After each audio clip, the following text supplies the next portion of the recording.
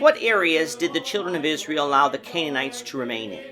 This is the question that we seek to answer today as we continue our verse-by-verse study of the book of Judges on Walking Through the Bible.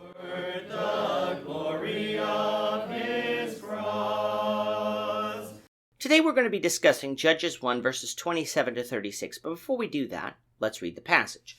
If you have a Bible with you, turn to Judges 1 verse 27, but if you don't have a Bible, don't worry. Just follow along with us on the screen. The version that we'll be reading from is the New King James Version.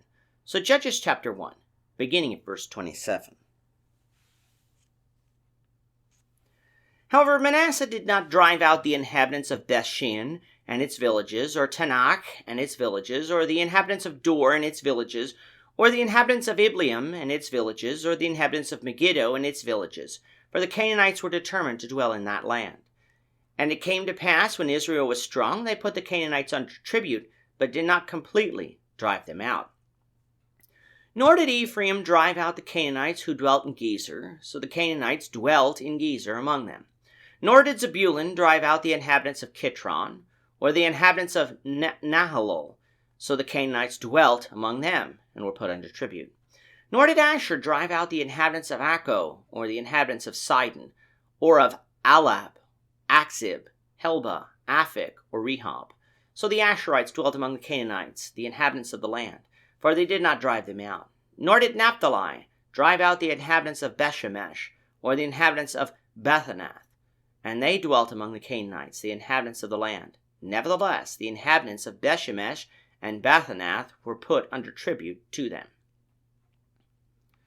And the Amorites forced the children of Dan into the mountains, for they would not allow them to come down to the valley. And the Amorites were determined to dwell in Mount Heres, in Aijalon, and in Shalabim. Yet when their strength of the house of Joseph became greater, they were put under tribute. Now the boundary of the Amorites was from the ascent of Akrabim, from Selah and upward. In this chapter, we've been covering the events that occurred after the death of Joshua. About 25 years had passed since the time that Israel had entered Canaan. When Israel first conquered the Promised Land, they became the military power, exerting control over the land, but pockets of Canaanites remained.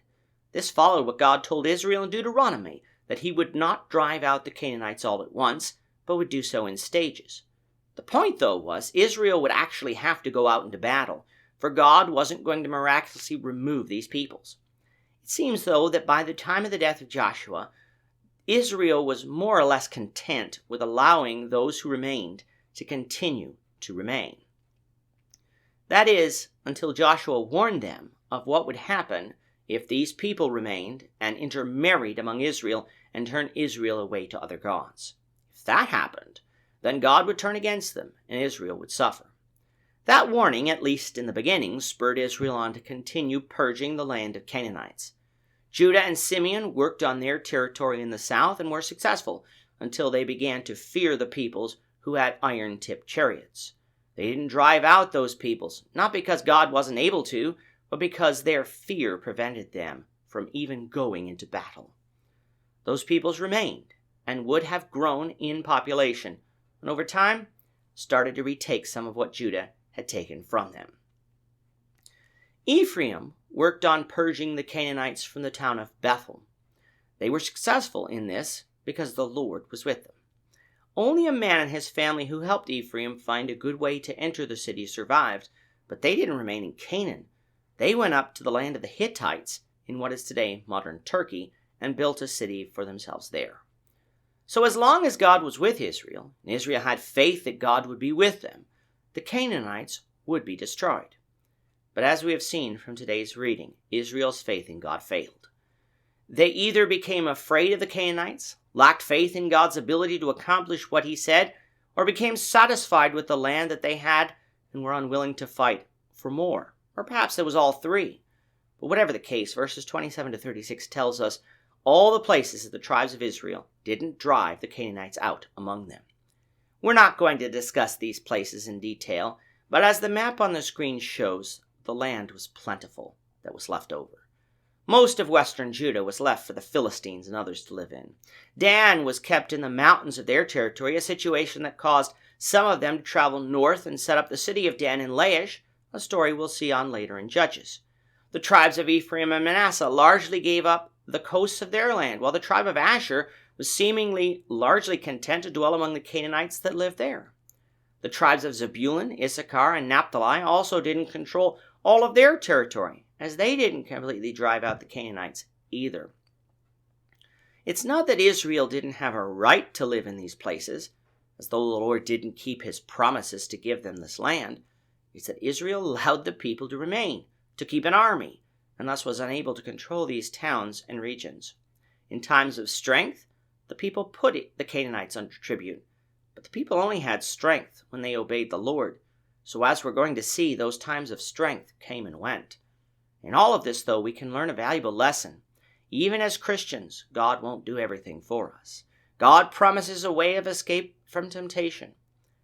We have to find that way, recognize it, and use it. God won't force us to walk through it. God has promised us that we can have joy and contentment as a Christian, even in times of persecution and struggle. But we have to be willing to learn how to be joyful and content.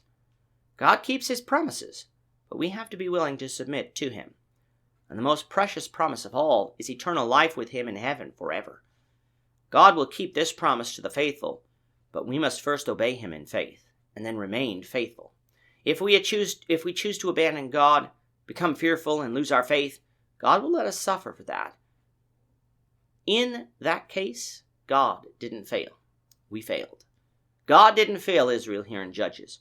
She failed herself, and will suffer the consequences for that, as will be seen in our future studies. With that, our time is up for today. The Lord willing, we hope you'll join us for tomorrow's discussion of Judges chapter 2, verses 1 to 10, as we continue our walk through the Bible, one verse at a time. Thank you for watching today's episode.